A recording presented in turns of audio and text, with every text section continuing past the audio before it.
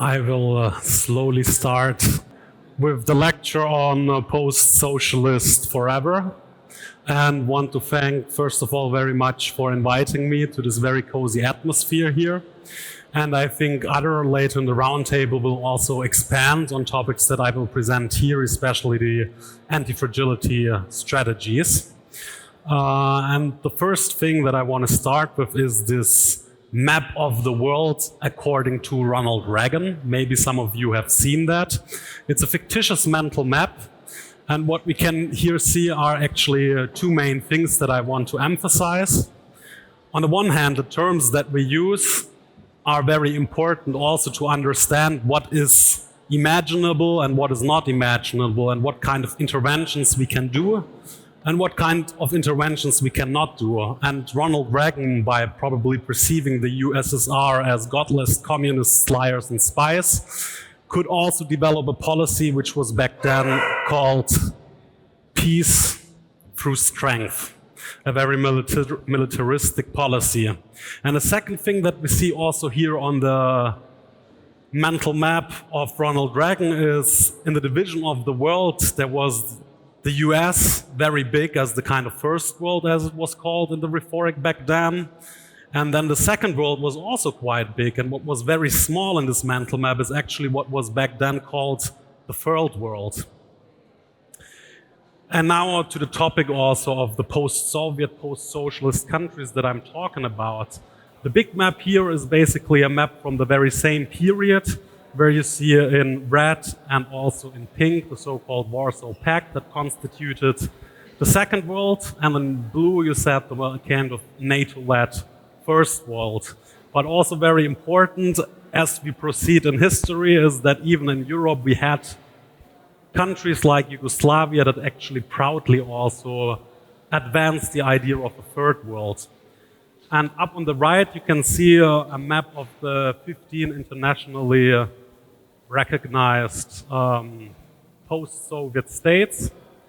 And I can just say that my own focus in my research is on these small yellow countries or orange countries that are called here the South Caucasian republics.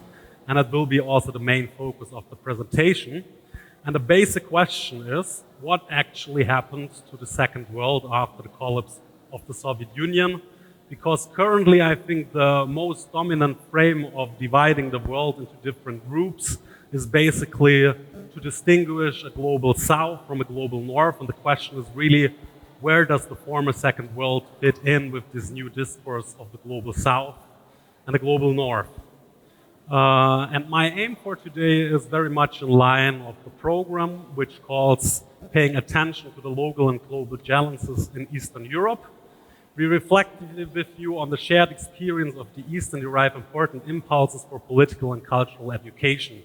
I try to complicate existing terminology that we often use here, like Eastern Europe, post-socialism, and also try to introduce and also make fruitful recent academic debates about the global East as a destabilizing third term, but maybe also thinking about some Eastern European states as some sort of post-colonial states.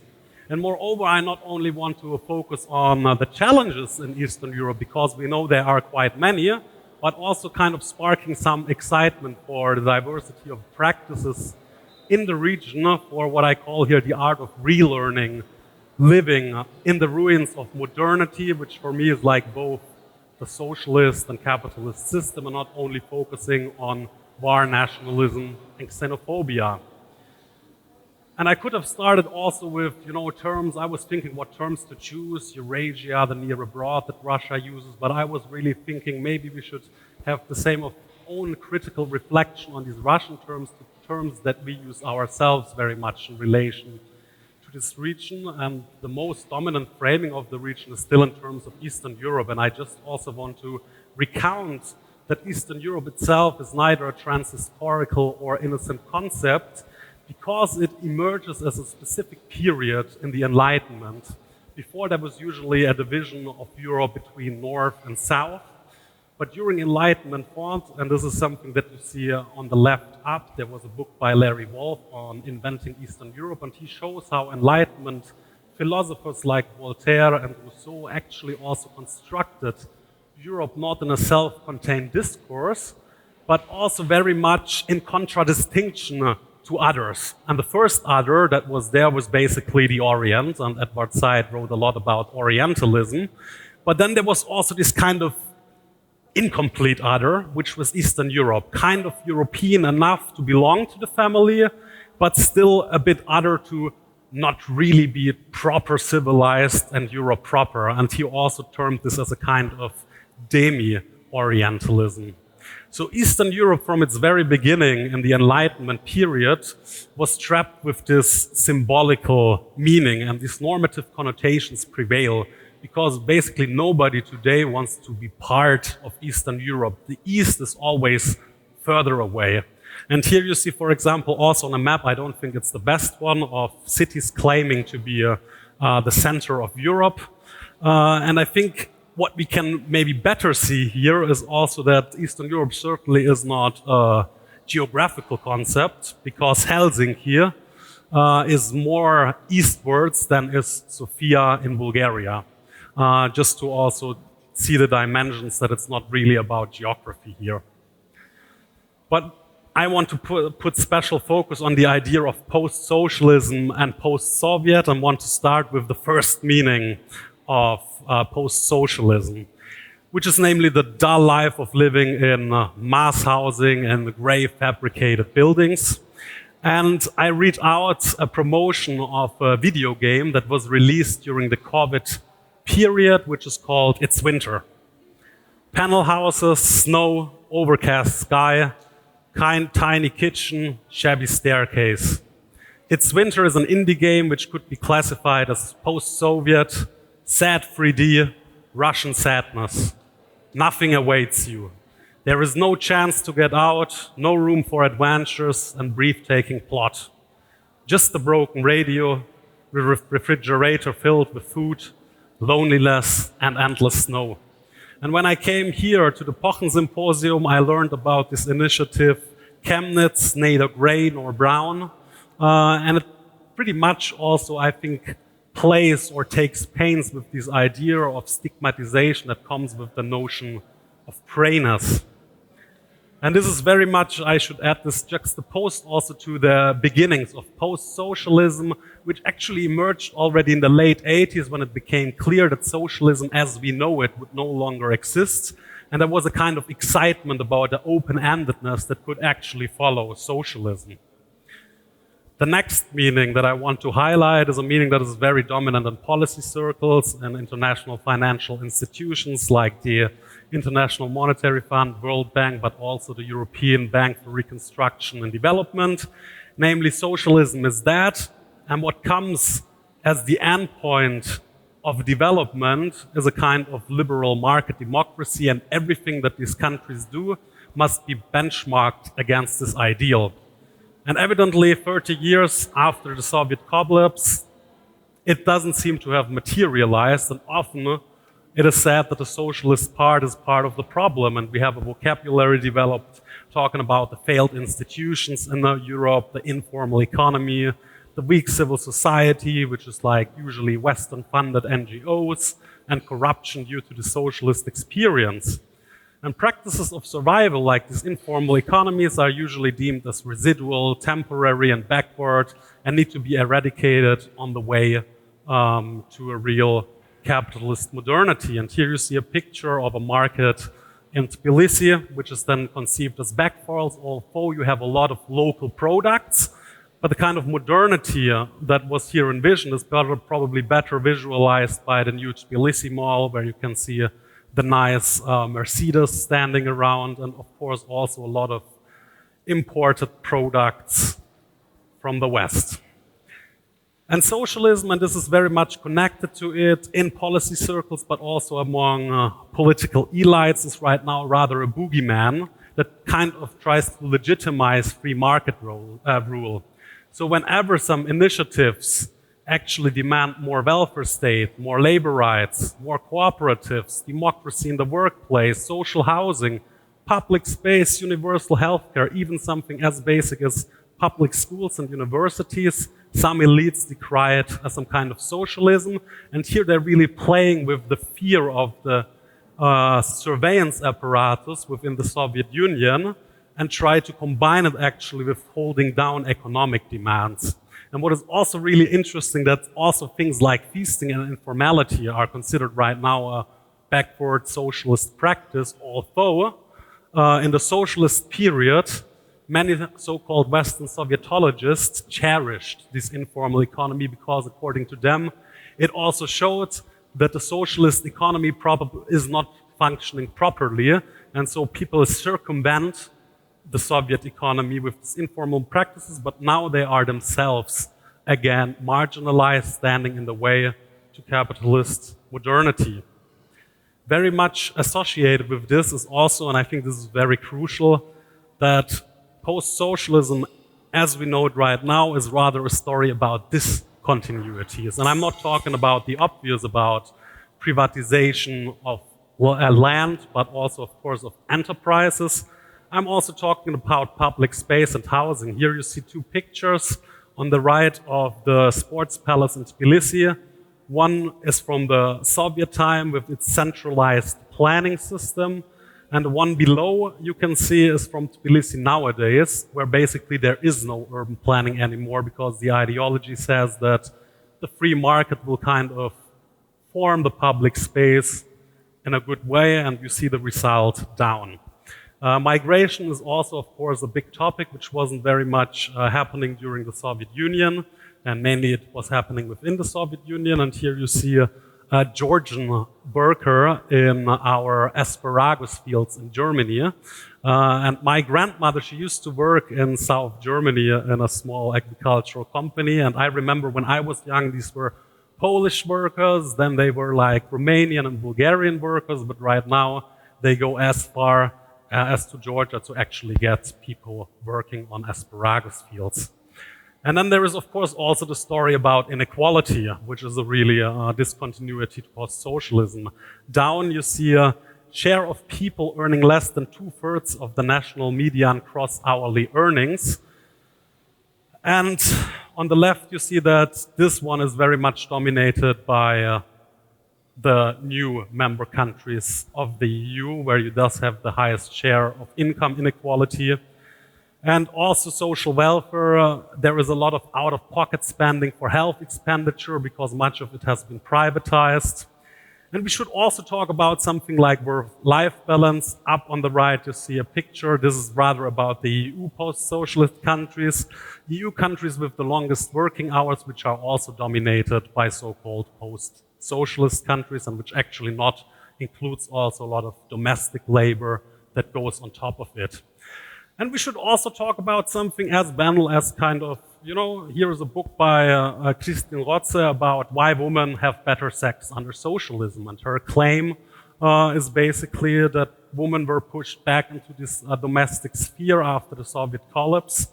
And thus also the power relations in the household changed, with ramifications also about sex life. And I think we also, I don't say right now that this is true, but it's good that she started the discussion just simply about issues just as work-life balance and enjoyment.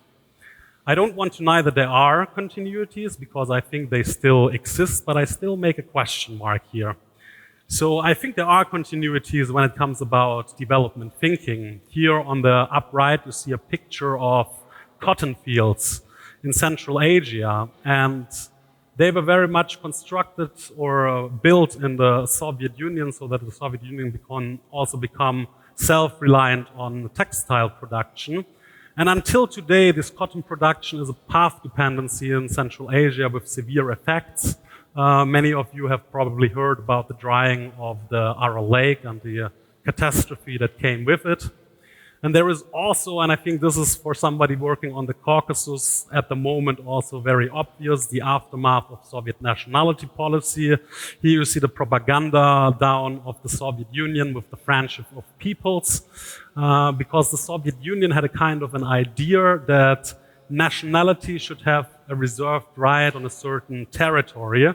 And right now we have a lot of political fightings also about the contours of these borders drawn during the Soviet Union, because the Russian Empire was basically a multi-ethnic tapestry. And on the top left, down left, you see the exodus of Karabakh Armenians that just happened right now, partly due to how the borders were drawn during the Soviet Union. And then there is, of course, also the aftermath of the built environment and infrastructures. On the right in the middle, you have the so-called monotown of Magnitogorsk in Russia. And Chernobyl will probably accompany us for many more thousands of years. The reason why there is a question mark is that development thinking is actually also not something that is peculiar or special about socialism, but cotton production already started during the more capitalist Russian Empire, as is also the idea that nations are natural and every nation should have a claim to a territory. So I don't think actually we should also causally link that necessarily with socialism as such, because there might be an analytical conflation here. A last part, maybe a bit controversial right now, is also usually post-socialism is really about the bad sides, but more recently people also ask if we can actually learn anything valuable from socialisms, and I write here in plural. Because, I mean, I didn't even discuss what actually socialism is, but the question is it like the GDR with the Stasi? Is it like the Soviet Union with the Cheka? Or is there also something that we should look at Yugoslavia, which had like a genuine worker self-management? Or, this is again about where my research is done, Georgia had a short republic between 1918 and 1921. And this was a democratic project by so-called Mensheviks, not the Bolsheviks, and they had attempts to establish also some form of local self-government that I think is way more advanced than the federalized system that we live in Germany and really gives power to local municipalities. And the other question is, of course, also, okay, what is actually the socialism? And I think we should get away also from this idea that socialism is necessarily definitorily linked to a one-party dictatorship. I think this is also one of the ways actually how to discredit the larger socialist movement, because socialism basically is about more democratic, more socialized ownership over the means of production and a more democratic appropriation of possible surpluses, and possibly also more democratic forms of distribution of that surplus, not only into the own pockets, but let's say for the general public. And once we have, I think, this kind of view, we could also understand the cooperative movement, far from constituting a state as a kind of, socialist manifestation, and we could even see it maybe in the kibbutz movement in Israel. And I think when we employ this post-socialism, even within post-Soviet states, there would be some kind of openings. In Georgia, socialism is used by political elites actually to also claim the legitimacy of the independence of Georgia, because they could refer that an independent state already existed back then.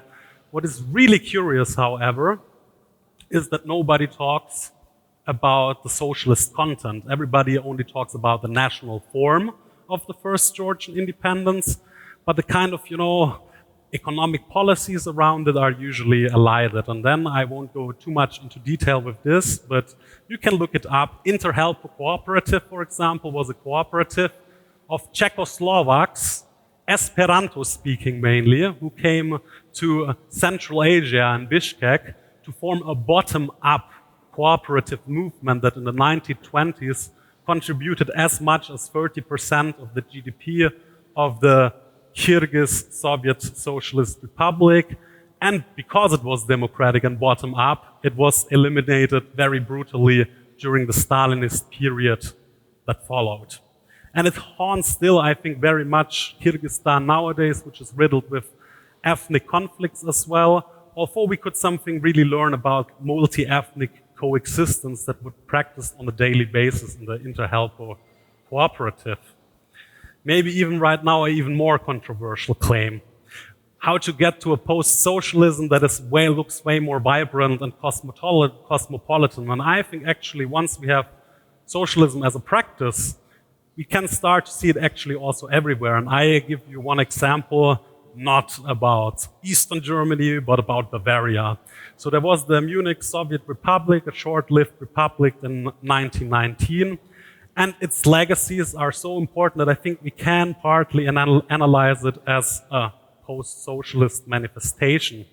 Because the Soviet Republic gave rise to the so-called stab in the back myth. For those of you who don't know it, what it was basically connected to the idea in the First World War that Germany was not defeated during the war, but that it was a conspiracy from within, mainly of socialists and Jews, to stab Germany in the back and cause the defeat during the First World War. And in the Munich Soviet Republic, they were mainly like Jewish communists, and that gave also rise to this discourse of the stab in the back myth. So Bavaria has still a functioning constitution of 1946, and one of its articles says increases in land value that a cure without special labor or capital expenditures by the owner shall be made available for public use. When you right now transpose this idea to the rising rent prices in Munich, you would come to radically political solutions to the problems which are deliberately not taken, but they could be taken. But politicians, I think, they deliberately kind of try to silence also the socialist history within Bavaria's constitution. And this form of post-socialism, my hope would be, does not exoticize the other anymore, this kind of dull life and the great panel buildings, but would make this experience actually also connectable throughout the world. Another recent interesting concept that emerged in academic circles refers to the so-called Global East. I think, as I have pointed out, the continuities with socialism are actually shrinking very much in the 30 years after the Soviet collapse. And in this new world division between global north and global south, post-socialist countries are somewhat neither. They are too rich to be really part of the south and too poor to be really part of the north. And the global east tries to be this destabilizing third term between the global south and the global north, and actually also saying that here the lines between oppressor and oppressed, colonizer and colonized, can be way more opaque than we generally assume. And the very idea of global also means that we again do not containerize post-socialism in some specific territory, saying it has nothing to do with that, but it's globally connected. It's both acted upon, but also acting in itself. The only question I would have for myself is if we really need this East as this emancipatory signifier that some people in academia hope for. And this global East, as you can see, does plays also very much with post-colonial discourses. And I will also hint at some of the, let's say, challenges also of post-colonial rhetoric as it is exploited nowadays by some elites.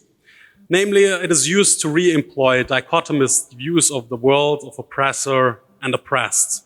And there are some potential problems associated with it, like that the unconditional victim position, even in a country like Georgia, and I will come to this soon, can be problematic, similarly like the brother position. What do I mean with it? On the right, you see the former museum in Tbilisi of the friendship of peoples, this kind of, Soviet propaganda, which right now functions as the Museum of Occupation, which also exists in the Baltic countries and I think also in Ukraine. And the story that it tells is basically that Georgia was occupied by Russia and is still occupying 20% of Georgian lands, and it very much also negates the Russian discourse which exists, which basically says, we're brothers. Georgian and Russians are brothers, and I think they rightfully would argue, no, we are not brothers because there is a power differential between us. And I think so far everything is good. It gets interesting when many people in Georgia, though not all, use the very same language of brotherhood when it comes to their own territorial disputes with Abkhazia and South Ossetia, calling Abkhaz and South Ossetians brothers. And this very much, at least in some circles, is also negated by South Ossetian and Abkhazian people who say like, no, there is no brother position between us because you do not problematize the power differentials between us. So I guess in this kind of way, it is a real possibility to use this global East analytic to also get to really underlying problems, not only in post-socialist countries, but also here. And the politics question is also really interesting when we talk about colonialism, because is the problem getting rid of Russian and Soviet colonialism? Yes, probably it is. It was very much about it. But I think the problem is even deeper.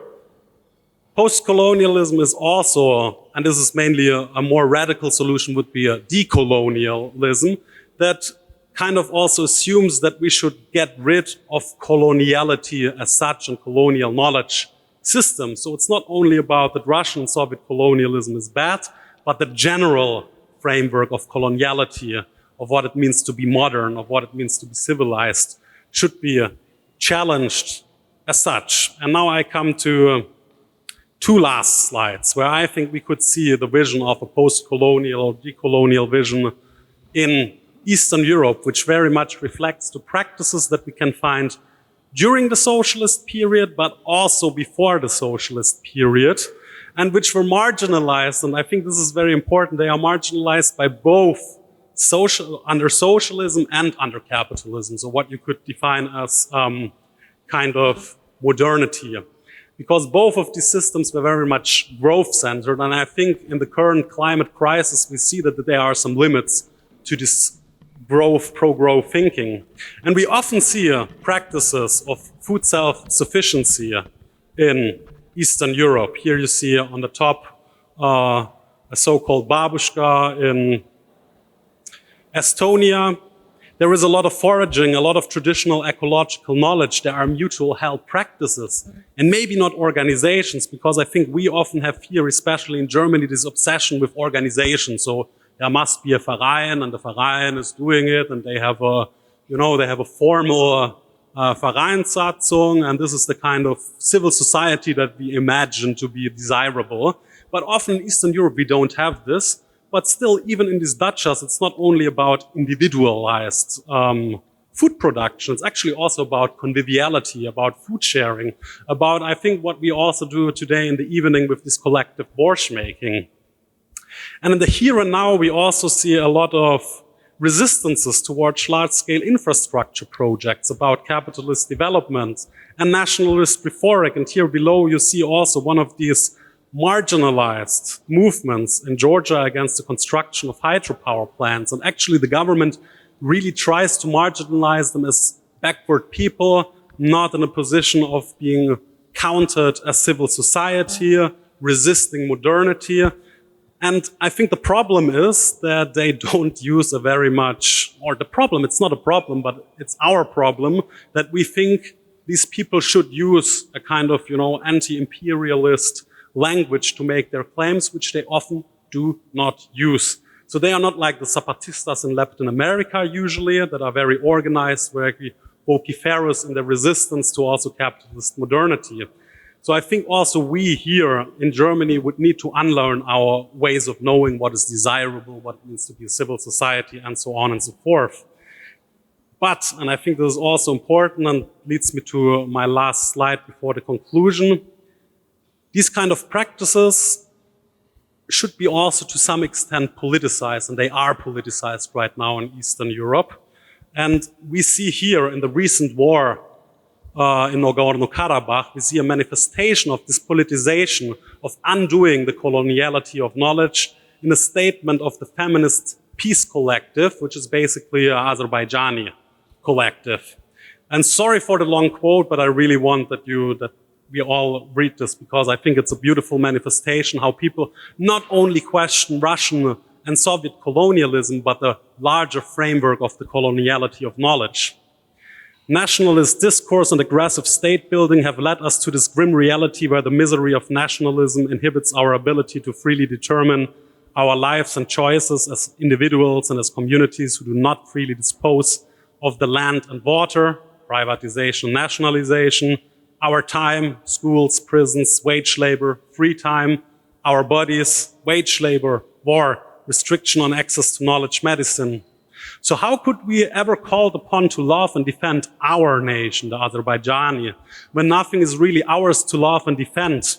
So the question is, what are we dying for? The lands where we never will have emancipated life? The lands that we will visit without our dear family members who we lost in the war? The lands we have hardly any right to visit freely? The lands where we will be still oppressed, beaten and humiliated, where our different views and opinions will be shut up in the name of saving a nation. And now I come to the conclusion part. The terms we use, even if it's like Eastern Europe, are non-innocent. I prefer this to the word guilty. And I think there is no need for a master signifier. So I don't think we should all use right now the word post-colonial or decolonial or post-socialist. I do think that there are many problems with the notion of post-socialism, especially with its meaning as the life, transitional to liberal market democracy, or a continuity of socialism. And I think it could be time for a renewed, more cosmopolitan post-socialism, which rather asks also the question, what could be still inspiring in the face of, many crises.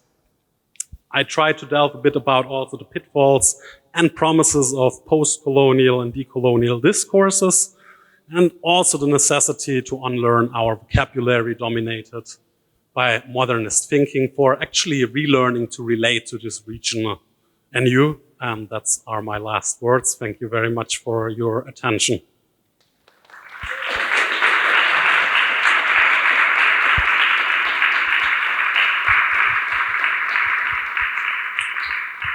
So there are 10 more minutes for questions, if you like.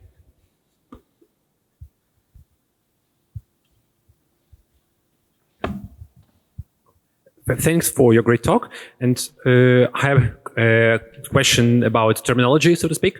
There are certain versions of history of Western Europe, for example, like this idea of the so-called long Middle Ages, and other ways to kind of periodize the history in maybe in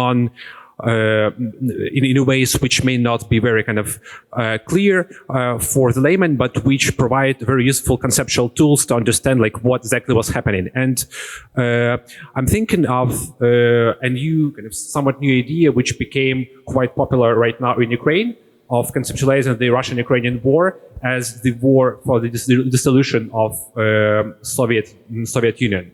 And the idea is that basically the peaceful dissolution of the Soviet Union actually meant that it was just a change of banners, change of flags, but not the change of system.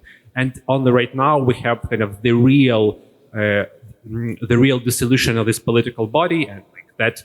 And that explains why this war is so gruesome and so intense. And do you think this idea has some merits? And if yes, what may be some benefits of describing it like this? Thank you. Can you repeat the last question? Sorry, I'm sorry for that. Yeah, just what do you think about this framing? Yeah, thank you. That the Soviet Union did not actually dissolve, and that it's only right now we see kind of the dissolution of the real kind of frameworks of how this kind of so-called post-Soviet space was structured. Mm-hmm. Thank you. I mean, I would be also curious to hear your personal opinion on that. If we have time for that, maybe later on. I think my take would be really that we should see really the continuity of the Soviet Union, not in terms about its exceptionalism, but rather in terms also how closely it was interconnected with Western ways of thinking. So Lenin himself never considered his movement, the Soviet Union, Bolshevism, as detached from a Western developmental model, but rather that, communism, socialism would come after capitalism. And I think we should also emphasize this kind of continuities here, because, I mean, Soviet or Russian colonialism is probably even a more violent form of probably Western imperialism. And the argument goes a bit in the sense of Russia has this dual position of seeing itself inferior to the European countries and internalizes this inferiority, and this is right now a bit psychoanalytical explanation, and tries to actually then to externalize its own inferiority even more violently on other populations. And I think we should get rid of this violence underpinning this Soviet imperialism from the bottom up. I'm not sure if that answers properly your questions, but if I misunderstand, you can also add your thoughts on it, please. Thank you. Thank you.